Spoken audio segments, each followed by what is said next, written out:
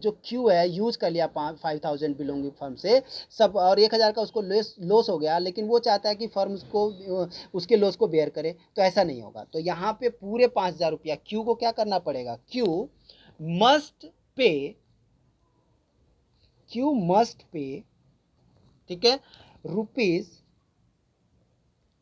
₹5000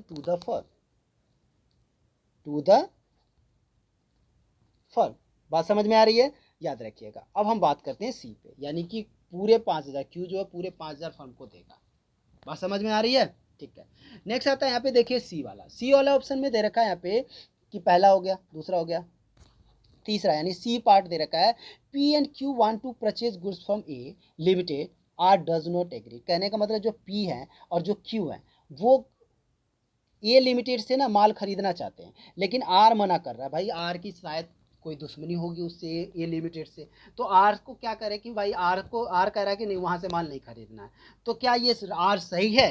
तो भाई सीधी सी बात है, आर सही नहीं है। भाई ठीक है, तेरी ए से नहीं बनती है, लेकिन दो की तो बनती है। अब ये तो नहीं होगा भाई दो लेके माल खरीद के आए, जो प्रॉफिट होगा तू नहीं कहेगा नहीं भाई वहाँ का माल है मैं प्रॉफिट नहीं लूँगा, ऐसा तो नहीं कहेगा ना, प्रॉफिट तो लेगा ही नहीं यार।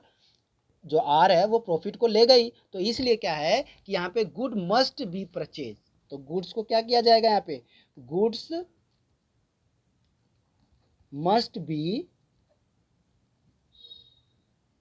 Purchase from A limited, from A limited, यानी कि जो ए पी और क्यू हैं वो ए लिमिटेड से माल को क्या करेंगे, गुड्स को क्या करेंगे, परचेज करेंगे। ठीक है डियर। उसके बाद हमारे पास डी ऑप्शन रह गया यहाँ पे कि Q and R want to admit C as a partner, P does not agree. अब बताइए कि भाई क्यू और आर चाहते हैं कि एक पार्टनर सी को एडमिट करना चाहते हैं, लेकिन पी एग्री नहीं है। जब पी एग्री नहीं है तो भाई सीधी सी बात है, पीछे मैंने partner absence of partnership deed में बता रखा था कि जब तक तीनों पार्टनर, जब तक सारे ऑल पार्टनर एग्री नहीं होंगे कोई भी एडमिशन नहीं ले सकता। तो यहाँ पे हम लिखेंगे भाई सी, देखिए सी कैन नॉट, ठीक है, यहाँ पे देखिए सॉरी, यहाँ पे हम लिखेंगे C can not be admitted, can not be admitted. ठीक है dear,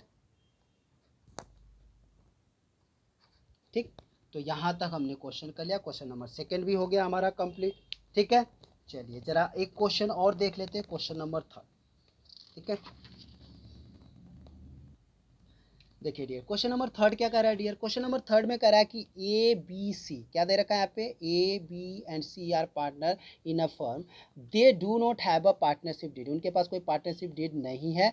eight the end of the first year of the commencement of the firm they have face the following problem, मतलब कुछ प्रॉब्लम है वो जो फेस कर रहे हैं, तो वो क्या है देख लेते हैं जरा। क्योंकि यहाँ पे पार्टनरशिप डीड इनके पास गिवन नहीं है, जब पार्टनरशिप डीड गिवन नहीं है तो सोल्यूशन में हम क्या करेंगे, सबसे पहले ए ऑप्शन उठाते हैं। ए में कह रहा है कि ए जो ए है, ए बी सी तीन पार्टनर है, इन्होंने कहा देखिए यहाँ पे पार्टनर दे रखा है, ए दे रखा है, बी दे रखा है और सी दे रखा है।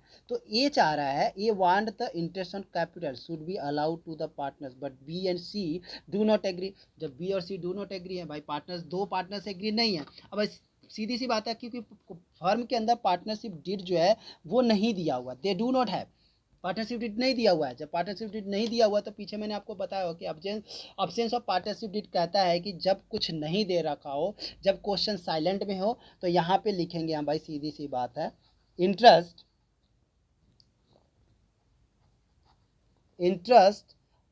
On capital,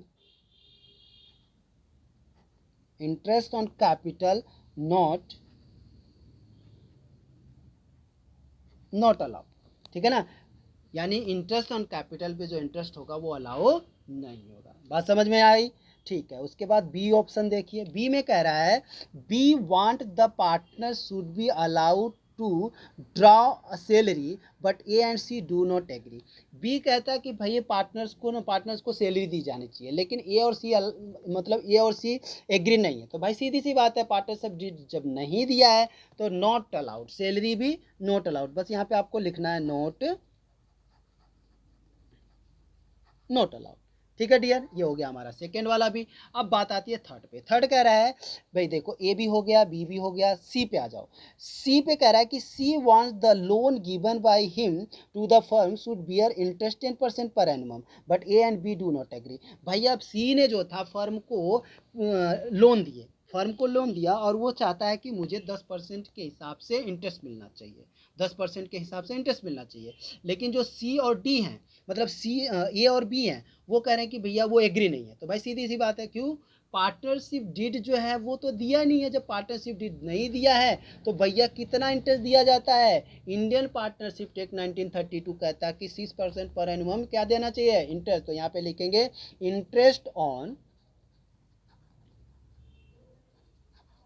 interest on partner, ठीक है ना, पार्टनर्स लोन, ठीक है, partners loan at the rate 6% पर एनुअम, एट द रेट 6% पर एनुअम। कितना देना चाहिए भाई? 6% पर एनुअम के हिसाब से इंटरेस्ट मिलेगा। बात समझ में आ रहा है? तो सी भी हो गया। अब डी वाला ऑप्शन देख लेते हैं, डी में क्या कहा जा रहा है। डी ने कहा है कि A and B having contribute larger amount the capital. कह रहा है कि A and B having contribute larger amount of capital desire the profit should be divided in the ratio of the capital contribution, but C does not agree. ठीक है ना। और यहाँ पे दे रखा है कि state how will settle this dispute the partner. ये तो मैंने जो करा रहा हूँ वही चीज़ें बोल रखा है।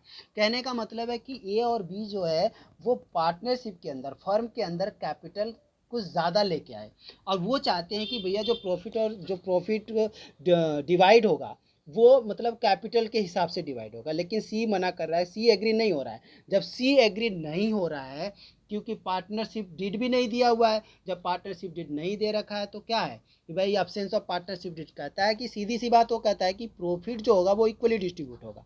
ठीक है dear, profit sharing, profit sharing ratio जो बनेगा वो इक्वल होगा। क्या होगा?